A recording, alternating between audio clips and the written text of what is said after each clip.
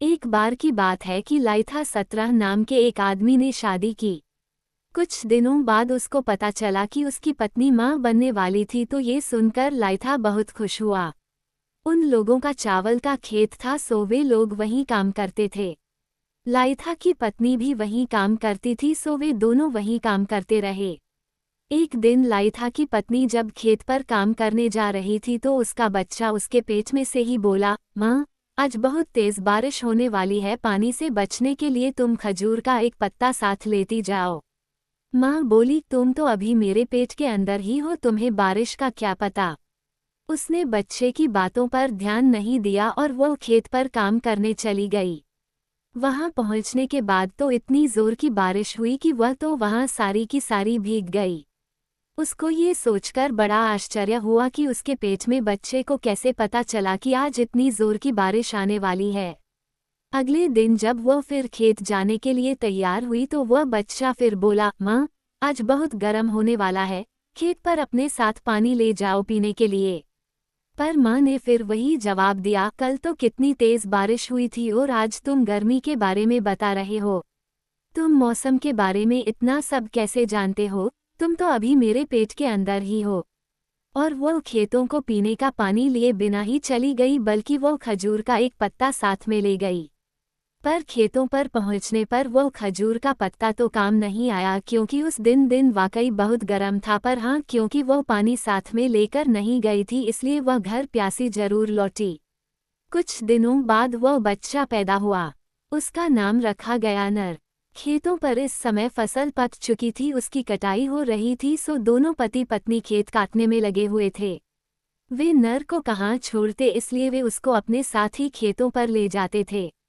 खेत पर ही उनका एक छोटा सा घर था, उसके बरामदे में वे उसको लिटा देते थे और खुद खेतों में काम करते रहते थे। एक दिन नर ने अपने ऊपर एक पतंग उड़ती हुई देखी। वह रो रही थी। उसको रोते देखकर नर ने उससे पूछा, ओ पतंग, तुम क्यों रो रही हो? क्या आज बहुत बारिश होने वाली है? या फिर आज का दिन बहुत गर्म होने वाला है?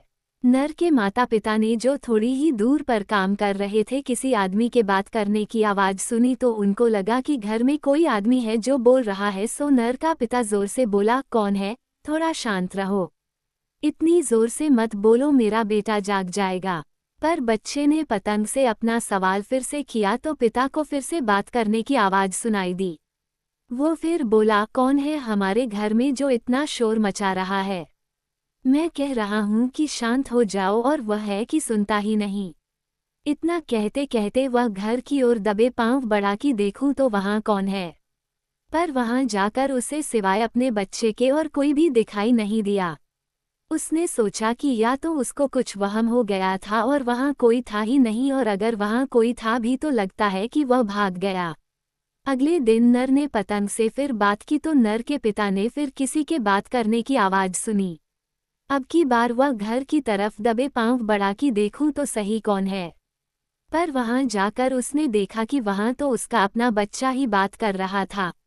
ये देखकर उसको बहुत दुख हुआ और उसे डर लगा कि एक दिन उसका बेटा उसकी सारी जादुई ताकतें उससे ले लेगा, क्योंकि वह तो खुद ही एक बहुत अच्छा जादूगर था। सो इससे बचने के लिए उसने नर की जीभ का एक छोटा सा टुकड़ा काट लिया। लाइथा ने अपना जादू अपनी पीठ पर बने एक घूमर में रखा हुआ था, जो उसके कंधे की हड्डी के बिल्कुल नीचे था। नर जब 12 साल का हो गया तो वह चिड़ियों का शिकार करने लायक हो गया था। एक दिन वह एक गली से जा रहा था कि वहां उसने एक लड़की को बैठे कपड़ा बुनते हुए देखा। उसने उसको छेड़ना शुरू कर दिया। उसने उस लड़की की कपड़ा बुनने की शटल फेंक दी। ये सब उस लड़की को अच्छा नहीं लगा। लड़की बोली, मुझे तंग मत करो। यदि तुम मुझे तंग नहीं करोगे तो मैं तुम्हें बताऊंगी कि तुम असल में क्या हो। नर ने उसको तंग करना बंद कर दिया और उससे पूछा, अब बताओ मैं असल में क्या हूँ? वो लड़की बोली, तुम्हारे पिता ने बचपन में ही तुम्हारी जीभ में से एक टुकड़ा काट लिया था ताकि वह तुम्हारा जादू ले सके। नर तुरंत ही घर गया और पेट के दर्द का बहाना बनाकर पड़ गया। उसके पिता ने उसके ऊपर बहुत से जादू किए, पर उसका कोई जादू उसके पेट के दर्द पर काम नहीं कर सका। फिर नर ने अपने पिता से कहा कि यदि वो उसको अपनी पीठ पर बिठाकर थोड़ी देर घुमा दे तो शायद उसके पेट का दर्द ठीक हो जाए। उसके पिता ने उसको उठा तो लिया, पर इस डर से कि कहीं वह उसका जादू न चुरा ले उसको अपनी जांघ पर बिठाकर घुमाने लगा। पर इससे तो नर का काम नहीं बनता था, सो वह बोला, पिताजी मुझे थोड़ा सा और ऊपर की तरफ कर लीजिए। अब की बार उसके पिता ने उसको अपने सिर से भी ऊंचा कर लिया। नर फिर बोला, पिताजी अब मैं बहुत ऊपर हो गया, थोड़ा सा और नीचे। आखिर उसके पिता ने उसको अपने कंधे पर बिठा लिया। जैसे ही वह पिता के कंधे पर बैठा, उसने पिता के घूमर में काट लिया और उस काटे हुए हिस्से को सारा का सारा निगल गया। हालांकि उसके पिता ने उससे बहुत कहा कि कम से कम वह थोड़ा सा जादू तो उसके लिए छोड़ दे, पर उसने जवाब दिया, पिताजी अब तो मैंने वह सारा का सारा निगल लिया। नर की अक्लमंदी। जब नर और बड़ा हो गया तो उसने अपनी अक्लमंदी और ताकत को जांचना चाहा, सो एक दिन उसने अपने पिता से कहा, पिताजी आपको क्या लगता है सुअर के ज्यादा पैसे मिलेंगे या चाव 19 के? उसके पिता ने कहा, इसमें भी कोई पूछने की बात है, सुअर के पैसे ज्यादा मिलेंगे। देखते हैं, कहकर ये बताने के लिए कि चाव के पैसे ज्यादा मिलेंगे वह चाव बेचने के लिए चला गया और अपने पिता को सुअर बेचने के लिए भेज दिया। लोगों ने सुअर खरीदने की तो हिम्मत नहीं की, पर चाव क्योंकि सभी खाते थे इसलिए उसे हर आदमी थोड़ा थोड़ा लेना चाहता था। इस तरह चाव तो जल्दी खत्म हो गया, पर उसके पिता का सुअर नहीं बिका। नर ने अपने पिता से पूछा, पिताजी आप ठीक थे या मैं? उसके पिता ने जवाब दिया, बेटा तुम ही ठीक थे, तुम तो टॉसो हो, तुम तो जब अपनी माँ के पेट में थे तुम तभी से बहुत अक्लमंद हो। कुछ दिन बाद नर ने अपने पिता से पूछा, पिताजी अगर एक हिरन और एक चूहा दोनों सड़क पर भागे जा रहे हों तो लोग किसका पीछा करेंगे, हिरन का या चूहे का? उसके पिता ने तुरंत जवाब दिया, ये भी कोई पूछने की बात है, लोग हिरन का पीछा करेंगे। नर ने अपने पिता को फिर से गलत साबित करने के लिए खुद तो एक चूहा सड़क पर छोड़ दिया और अपने पिता से एक हिरन छुड़वा दिया। जैसे ही हिरन को छोड़ा गया वह तो तुरंत ही भाग गया, मगर जब चूहा छोड़ा गया तो उसे सबने देखा। वे सब उसके पीछे दौड़े, उसको पकड़ा और उसको मार दिया। इस प्रकार नर ने ये फिर से साबित कर दिया कि वह सही था और उसका पिता गलत था, पर नर के पिता ने उसे फिर से वही जवाब दिया जो उसने उससे पहले दिया था। नर और नसाइपो। नर अब बहुत होशियार जादूगर हो गया था और अब वो किसी से डरता भी नहीं था। एक दिन नर का पिता एक गांव के सरदार नसाइपो से मिलने गया। नसाइपो भी एक बहुत बड़ा और होशियार जादूगर था। जब नर का पिता नसाइपो के पास पहुंचा तो नसाइपो ने उससे पूछा, तुम यहाँ तक मौत की नदी पार करके आए हो, है न? नर के पिता ने कहा, हाँ मैं मौत की नदी पार करके आया हूँ। इसके बाद नसाइपो ने बियर खोली, उसमें से उसने खुद भी ली और नर के पिता को भी दी। जैसे ही नर के पिता ने बियर चखी वह मर गया। नसाइपो ने उस बियर को नरक के पिता को देने से पहले ही उसके ऊपर जादू कर दिया था। नर ने जब ये सुना कि नसाइपो ने उसके पिता को मार डाला तो वह बहुत गुस्सा हो गया और उसने नसाइपो से बदला लेने का विचार किया। वह नसाइपो के गांव चल दिया। नसाइपो ने नर को अपने घर की तरफ आते देख लिया था तो उसने अपने जादुओं को बुलाया और उनको खाने पर पूरे घर में और घर के दरवाजे पर तैनात कर दिया ताकि नर उसको कोई नुकसान न पहुंचा सके। नर भी होशियार था, उसने भी यह सब दूर से ही देख लिया था। नसाइपो अपने घर के बाहर पहरा दे रहा था, सो नर एक चूहा बन गया और रात के समय नसाइपो के घर में एक छेद में से होकर घुस गया। वह एक भट्टी के पास जाकर निकला और वहां जाकर वह फिर से आदमी बन गया। थोड़ी देर में नसाइपो अपने घर के अंदर आया तो नर को घर के अंदर देखकर हैरान रह गया। उसने पूछा, तुम यहाँ अंदर कैसे आए? क्या मौत की नदी से होकर? नर बोला, नहीं, मैं तो जिंदगी की नदी से होकर तुम्हारे घर चावल और मांस खाने आया हूँ। नसाइपो ने उसका स्वागत किया और अगले दिन सुबह नर के आने की खुशी में बियर की एक दावत दी। उसने नर की बियर की नली में, जिससे वो बियर पीने वाला था, एक बड़ा सा सांप घुसा दिया। नर को भी पता चल गया कि उसकी बियर पीने वाली नली में एक सांप है, सो उसने नसाइपो को सामने वाले दो पहाड़ों की तरफ देखने के लिए कहा जो आपस में लड़ते से दिखाई दे रहे थे। जब नसाइपो उधर देख रहा था तो उसने खुद चील बनकर उस नली में से सांप को बाहर निकालकर फेंक दिया और वह फिर से नर बनकर बैठ गया। उसने अपनी बियर पीनी शुरू कर दी और नसाइपो की बियर पर जादू डाल दिया। नसाइपो ने अपनी बियर पी तो उसके होठ बियर पीने वाली नली से चिपक गए और उसका पेट बियर के बर्तन से चिपक गया। अब तो वह हिल भी नहीं सकता था। थोड़ी देर में ही वह मर गया। नर ने उसका सारा सामान लिया, उसके सारे दास लिए और घर वापस आ गया। नर की चीता आदमी से मुलाकात।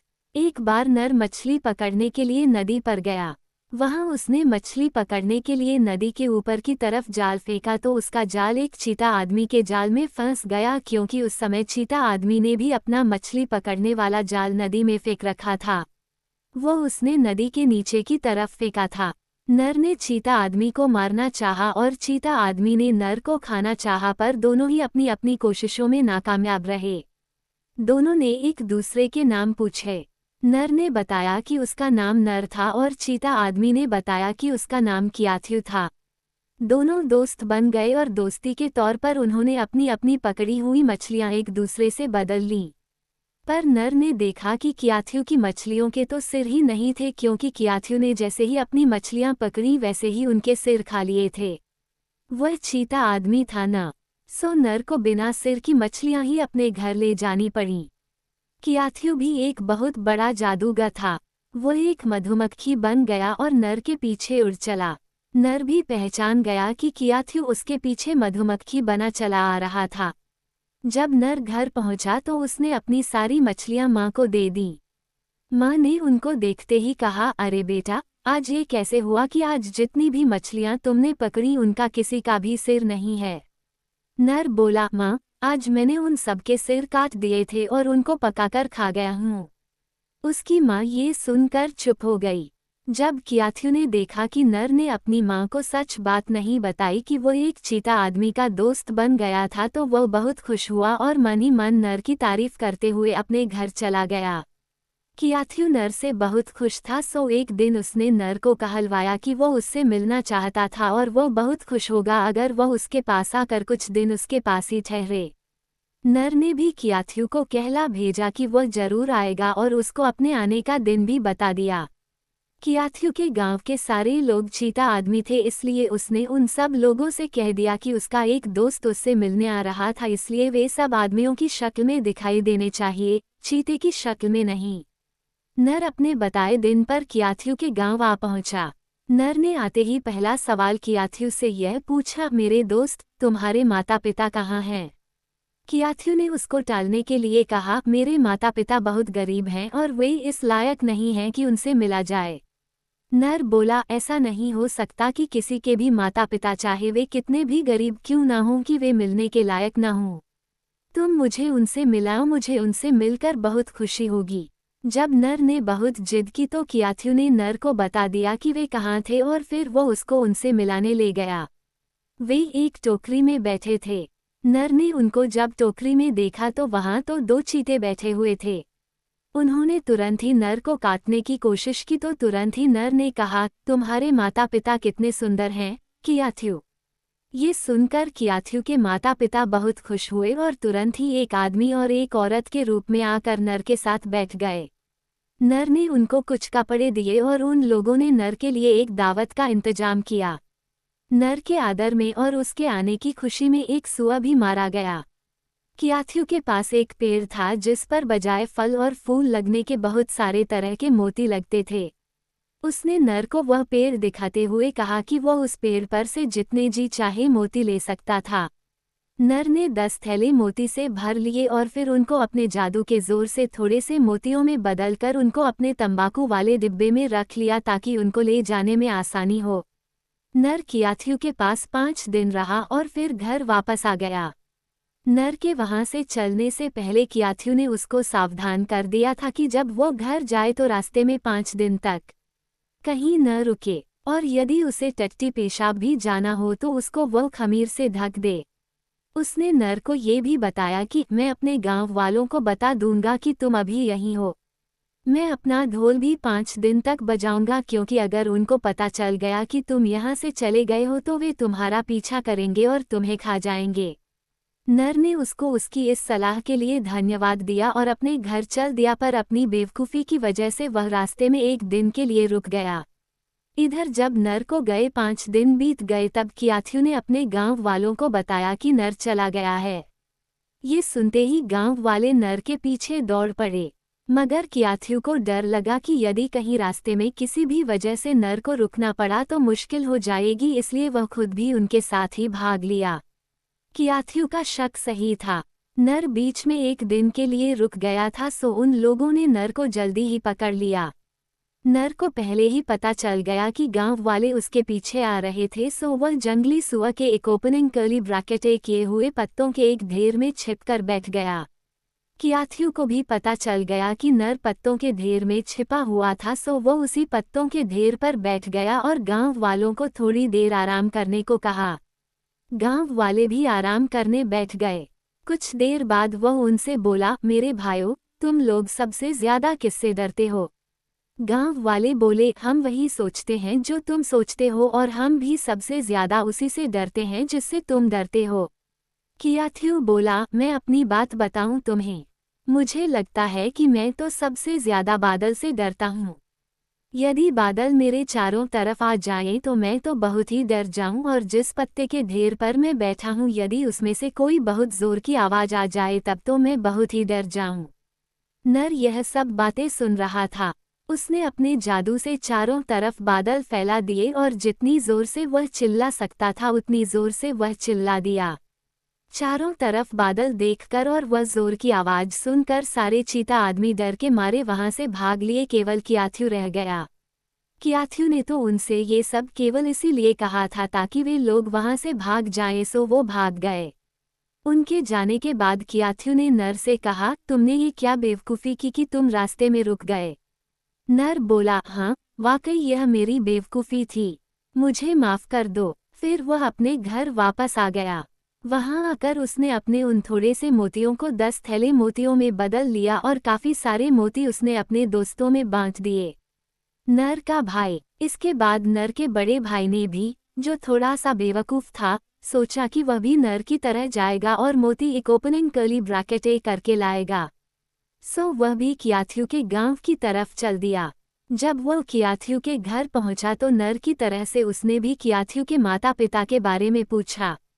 कियाथू ने उसको टालने के लिए कहा, मेरे माता पिता बहुत गरीब हैं और वे इस लायक नहीं हैं कि उनसे मिला जाए। नर के भाई ने भी नर की ही तरह ही जवाब दिया, दुनिया में किसी के भी माता पिता ऐसे नहीं हो सकते जिनसे न मिला जाए, चाहे वे कितने भी गरीब क्यों न हों। तुम मुझे उनसे मिलाओ, मुझे उनसे मिलने में अच्छा लगेगा। जब नर के भाई ने बहुत जिद की तो कियाथू उसको उनसे मिलाने ले गया, पर जब उसने टोकरी में देखा तो वहां तो 2 चीते बैठे हुए थे। उनको देखकर वह डर गया और बोला, मुझे तो डर लगता है। कियाथू के माता पिता ने नर के भाई को झूठ मूठ काटने का बहाना किया, पर यह सोचकर कि वह एक बेवकूफ़ है उसे माफ़ कर दिया। कियाथू ने नर के भाई को भी अपना वह पेड़ दिखाया जिस पर बजाय फल और फूलों के कई तरह के मोती आते थे, और उससे कहा कि वह उस पेड़ पर से जितने चाहे उतने मोती ले ले। नर के भाई ने उस पेड़ पर से जितने मोती वह आसानी से ले जा सकता था उतने मोती लेकर घर जाने को तैयार हुआ। कियाथू ने उससे भी कहा, तुम सीधे घर जाना, रास्ते में कहीं रुकना नहीं तो मेरे गांव वाले जो चीते हैं तुम्हारा पीछा करेंगे और तुम्हें खा जाएंगे। मैं 5 दिन तक ढोल बजाऊंगा और उस बीच में तुम अपने घर ठीक से पहुंच जाओगे। सुनकर नर का भाई अपने घर चला गया, पर वह बेवकूफ़ रास्ते में 2 दिन रुका, इसलिए कि वह मोतियों को एक साथ रखने के लिए धागा ढूंढता रहा। 5 दिन के बाद कियाथू के गांव वालों ने उसका पीछा किया और उसको पकड़ लिया और खा लिया। कियाथू ने गांव वालों से कहा, तुमने मेरे दोस्त नर के भाई को खाया, अब नर बहुत गुस्सा होगा, तुम उसको उगल दो। सारे चीतों ने मिलकर कियाथू का कहना माना और नर के भाई को उगल दिया। कियाथू ने उसके शरीर के सारे टुकड़े जमा करके जोड़ दिए, पर उसके शरीर का एक टुकड़ा एक बूढ़े चीते की दाढ़ में फंसा रह गया। उस टुकड़े को वह किसी तरह भी नहीं निकाल सका, इसलिए नर के भाई का शरीर पूरा नहीं हो सका और उसकी एक बगल में एक छेद रह गया। उस छेद को उन्होंने मधुमक्खी का मोम भरकर पूरा कर दिया और उसको घर भेज दिया। नर का भाई जब घर पहुंचा तो उसने नर से कहा, देखो, मैं भी थोड़े से मोती ले आया हूँ। पर नर ने कहा, नहीं भाई, ये तुम नहीं हो, ये तो तुम्हारी लाश है जो घर वापस आई है, क्योंकि चीतों ने तो तुम्हें खा ही लिया था। नर के भाई ने कहा, नहीं, ये झूठ है, मैं तो अभी जिंदा हूँ, मुझे क्यों मरना चाहिए। नर बोला, यदि तुम मेरी बात नहीं मानते तो तुम अपनी बगल देखो, उसमें मधुमक्खी का मोम भरा है। अगर तुम इस मोम को निकाल दोगे तो जिंदा नहीं रहोगे। नर के भाई ने जैसे ही वो मोम अपनी बगल से निकाला कि वो मरा हुआ जमीन पर गिर गया। नर अपने भाई की मौत पर बहुत गुस्सा था। उसने कियाथ्यू से पूछा, तुमने मेरे भाई को क्यों मारा? अब हमको लड़ना पड़ेगा। कियाथ्यू ने जवाब दिया, मैंने कुछ नहीं किया, मैंने तो उसको मोती भी दिए, उसको ठीक से रखा भी। तुम्हारे भाई की मौत उसकी अपनी गलती से हुई है, पर इस पर भी यदि तुम लड़ना चाहो तो लड़ सकते हो, मैं तैयार हूँ। लड़ने से पहले दोनों ने आपस में ये तय किया कि लड़ाई में जो भी मरेगा दूसरा आदमी उसके सिर को ट्रॉफी की तरह से अपने घर के बरामदे में नहीं लगाएगा। हाँ, वो अपने शत्रु के ऊपर जीतने की रस्म जरूर पूरी कर सकता है। और इस प्रकार वे दोनों लड़ने के लिए तैयार हो गए। कियाथ्यू नर को नहीं देख पा रहा था और नर कियाथ्यू को नहीं देख पा रहा था। सो नर ने अपनी मोम की एक मूर्ति बनाई और उसको खेत में बने एक घर के चबूतरे पर रख दिया। उस मूर्ति को चबूतरे पर रखकर वह खुद उस घर के अंदर अपना तीर कमान लेकर बैठ गया। कियाथ्यू भी नर के पीछे पीछे गया और चबूतरे पर रखी मूर्ति को नर समझा और उसको मार डाला। जैसे ही कियाथ्यू ने नर की मूर्ति को मारा, नर ने उसे 2 तीर मारे और घायल कर दिया। कियाथ्यू नीचे गिर गया और लेटे लेटे नर से बोला, मेरे दोस्त, तुम मुझसे ज्यादा ताकतवर हो, मैं तुमसे हार गया। और यह कहकर वह मर गया। नर ने कियाथ्यू का सिर तो ले लिया, पर उसने उसके एक दास को मारकर उस पर अपनी जीत की रस्म पूरी की।